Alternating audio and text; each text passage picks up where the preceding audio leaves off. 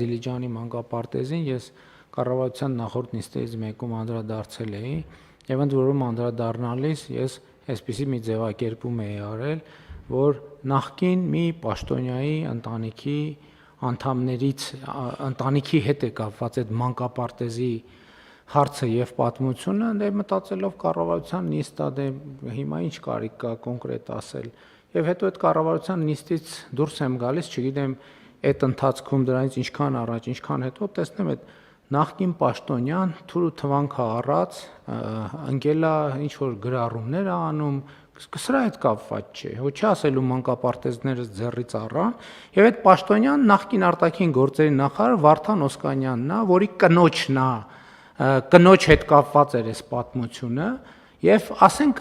զարմանում ես այդ մարդկանց ինչ կապ ունի, մի հատ մեկը կարա բացատրի Վարդան Օսկանյանը եւ իր կինը ինչ կապ ունեն, որ Դիլիջանում պետքա մանկապարտեզ վերցրած լինեն։ Այս վերջերս ինչ վերնագրեր են տարածում, վարչապետը, չգիտեմ ինչի հենակետային քոլեջի շենքը նվիրել է իր դստերը։ Հիմա քանի որ այս ապօրինի գույքի բռնագանձման 4 ուղղությունները ակտիվացել են, իրանց մի խնդիր ունեն ցույց տալու, որ մենք իրանց նման ենք։ Չեն էլ փորձում ապացուցեն, որ իրանք թալանչի սրիկաս տահակ են, կներեք այս բառակապակցությունների համար։ Իրանք հիմա ուրիշ խնդիր են դրել։ Իրանք վարչապետը Ֆրանսիայում 3 միլիոն եվրոյով տուն է գնել։